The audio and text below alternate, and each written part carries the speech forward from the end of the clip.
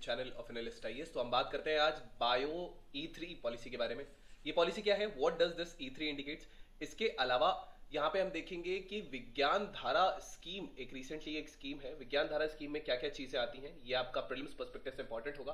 और अगर मैं इसकी बात करें तो ये आपका एनवायरमेंट पर्सपेक्टिव से, जो कि आपका GS3 के पेपर में है, वहां से ये रिलेटेड होगा। इसके अलावा साइंस एंड टेक वाला पार्ट भी इसमें कवर्ड होगा, तो ये इसलिए इंपॉर्टेंट है। So let's start with today's video. First of all the question arises कि क्यों ये न्यूज में है। सो रिसेंटली यूनियन कैबिनेट ने अप्रूव की है bio E3, which is bio technology for economy, environment and employment. ये तीन चीजें हैं जो E3 को दिखाती हैं, economic growth, environmental sustainability and employment generation.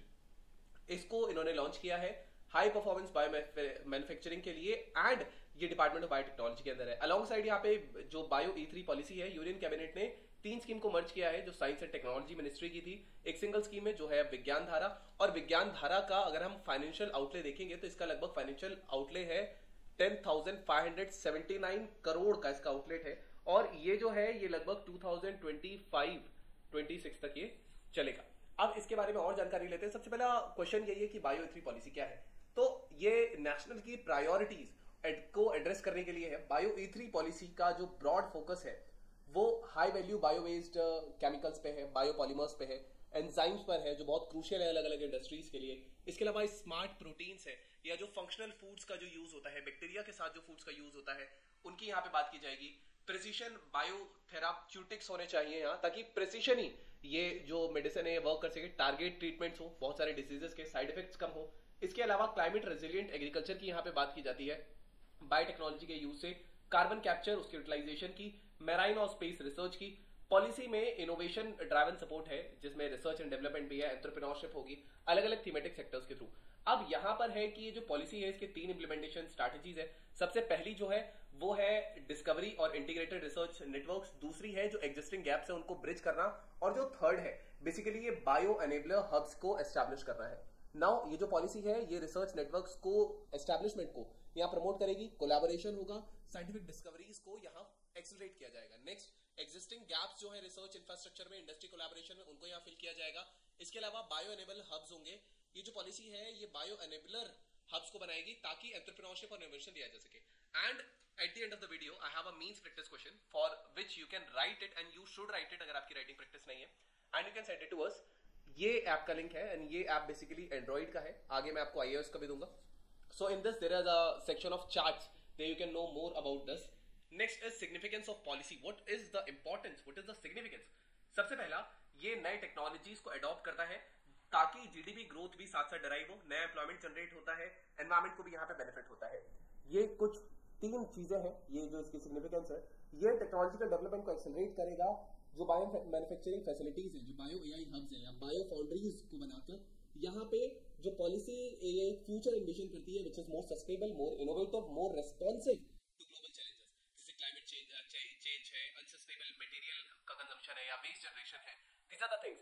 अब यहाँ क्वेश्चन उठता है कि what is the need of this policy. सबसे पहला जो बायोलॉजी का यहाँ पे जो सेक्टर है, मेनली यहाँ बहुत मल्टी डिसिप्लिनरी अप्रोच होती है। यहाँ पे पोटेंशियल है कि बहुत सारे सॉल्यूशंस दिए जाते हैं बहुत सारे सेक्टर्स को, जैसे health, agriculture, environment, energy, industrial process, इन सब जगह ये यूज आ सकता है। इसके अलावा ये जो प्रेजेंट एरा है ये बहुत अपॉर्चुनिटी टाइम है इन्वेस्ट करने के लिए, खास करके अगर इंडस्ट्रियलाइजेशन की बात करेंगे बायोलॉजी की, ताकि एक सस्टेनेबल सर्कुलर प्रैक्टिसेस यहां हो सके और कुछ क्रिटिकल सोशल इश्यूज को भी यहां पे एड्रेस किया जा सके। नेक्स्ट जैसे क्लाइमेट चेंज है, फूड सिक्योरिटी है, ह्यूमन हेल्थ है, these are the things which can be mitigated. India में यंग माइंड्स है फिलहाल, और एक पोटेंशियल है कि हम एक affordable high quality skilled workforce यहां पे बना सकते हैं। नेक्स्ट यहां पर है कि जो ग्लोबल बायोटेक्नोलॉजी इंडस्ट्री है ये जो ग्रो कर रही है, it is growing at the rate of around 7.4%। Next is कि ह्यूज डिमांड होने वाली है इस इंडस्ट्री में, एंड इंडिया के लिए ये बहुत बेहतर रहेगा। यहाँ पे आईटी सिस्टम ऑलरेडी इंफ्रास्ट्रक्चर है। अब यहाँ पे अगर बायो आईटी में भी ग्रोथ हो जाती है, जिसमें अनटैप्ड सेगमेंट होता है, इससे जो ग्रोथ है खास करके जैसे बायोफ्यूल्स है, इनका यूज हो गया, स्ट्रैटेजिक इंपॉर्टेंस हो गई, ग्लोबल एनर्जी नीड्स को यहां फुलफिल करना हो गया, इन सारी चीजों में ये हेल्प कर सकता है। नए डिजीजेस और लाइफस्टाइल में जो चेंजेस आ रहे हैं ये ड्रग्स डिवाइसेस की डिमांड को भी इंक्रीज करेंगे। अगर यहाँ पे हम पेशेंट पूल की बात करें कि यहाँ पे कितना पेशेंट होगा पॉपुलेशन में से, तो ये लगभग 20% इंक्रीज हो जाएगा आने वाले 10 सालों में। The reason is rise in population, change in the lifestyle. अब यहाँ विज्ञान धारा स्कीम क्या है, तो विज्ञान धारा स्कीम जो है ये department of science and technology का है, ये नोडल डिपार्टमेंट है और ऑर्गेनाइज करने के लिए, इसको कोऑर्डिनेट करने के लिए, प्रमोट करने के लिए इस टेक्नोलॉजी को। यहाँ पे 3 स्कीम्स थी जिनको मर्ज किया गया था। तो इन 3 स्कीम्स में से सबसे पहला जो है वो इंस्टीट्यूशनल ह्यूमन कैपेसिटी बिल्डिंग है, रिसर्च डेवलपमेंट एंड इनोवेशन वाला पार्ट है, और इसके अलावा जो टेक डेवलपमेंट या डिप्लॉयमेंट का पार्ट होता है, इन तीन चीजों को यहाँ पे मर्ज किया गया है। ये एक सेंट्रल सेक्टर स्कीम के अंडर आती है जिसका जो डिपार्टमेंट ऑफ साइंस टेक के अंदर है, और इनको विज्ञान धारा कहा जाता है। इसका एक ही गोल होगा, वो होगा फंड यूटिलाइजेशन को इंप्रूव करना, सिंक्रोनाइज करना, स्ट्रीमलाइन में यूज करना। विज्ञान धारा स्कीम का एम है रिसर्च एंड डेवलपमेंट को प्रमोट करना कंट्री में, खास करके फुल टाइम इक्विवेलेंट यहाँ पे इंक्रीज किया जाए, फोकस्ड इंटरवेंशन हो, ये एनहेंस करेंगे जो पार्टिसिपेशन है खास करके महिलाओं का साइंस टेक में, इनोवेशन में, जितने भी फील्ड्स होते हैं, जितने प्रोग्राम्स है जो विज्ञान धारा के अंदर हैं, ये 5 साल के गोल के साथ अलाइन करते हैं, जो डिपार्टमेंट ऑफ साइंस टेक का एक प्रोग्राम है। ये लार्जर विजन जो है, जो विकसित भारत का 2047 का जो विजन है, उस लार्जर विजन की ओर ले जाता है, and which is also a vision of developed India by 2047।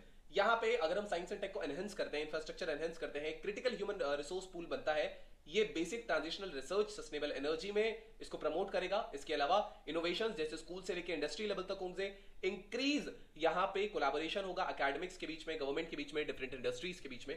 अगर हम इंडियन बायो इकोनॉमी की यहाँ पे बात करेंगे तो इंडिया टॉप मोस्ट है, फिलहाल ये टॉप 12 डेस्टिनेशंस में से आता है बायोटेक्नोलॉजी की वर्ल्ड वाइड, और 3rd लार्जेस्ट डेस्टिनेशन है अगर हम बायोटेक्नोलॉजी की एशिया में स्पेसिफिक बात करेंगे। तो इंडिया की बायो इकोनॉमी ने क्रॉस किया है लगभग $130 बिलियन हमने क्रॉस किया था 2024 में।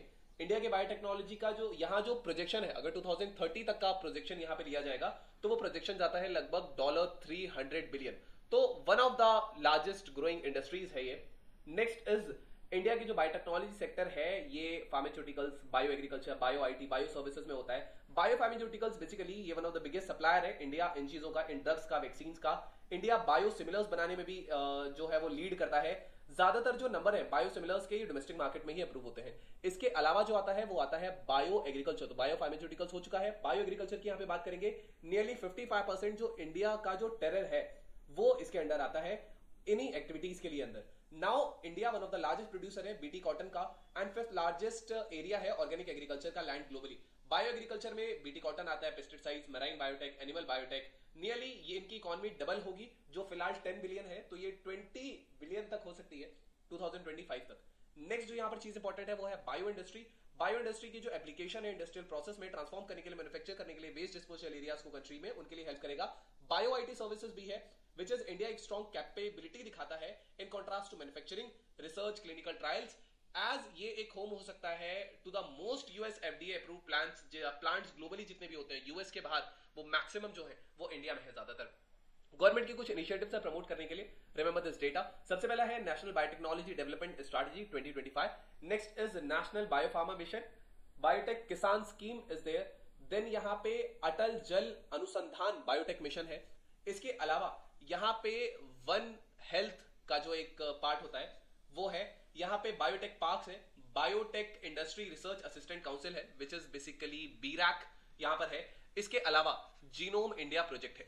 जो बायो3 के पॉलिसी टारगेट्स हैं, अगर हम सस्टेनेबल ग्रोथ के लिए देखें तो हाई वैल्यू बेस्ड केमिकल्स है, बायोपॉलीमर्स, एंजाइम्स, यहाँ पे smart protein function, precision bioceuticals, therapeuticals, climate resilient agriculture, carbon capture utilization, marine and space research is also there. There are some types of biotechnology जैसे red, white, green, gold, blue, yellow, violet and dark as well. तो ये अलग अलग चीजों पर होती है।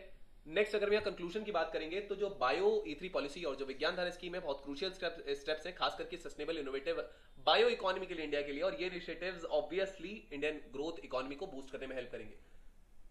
Now we have to split this question. The question says that the Vigyan Dhara scheme aims to promote research in a space technology exclusively, expand the research and development base in the country, and increase the FTE researcher count. Focus solely on agriculture research, reduce government expenditure on the science and tech.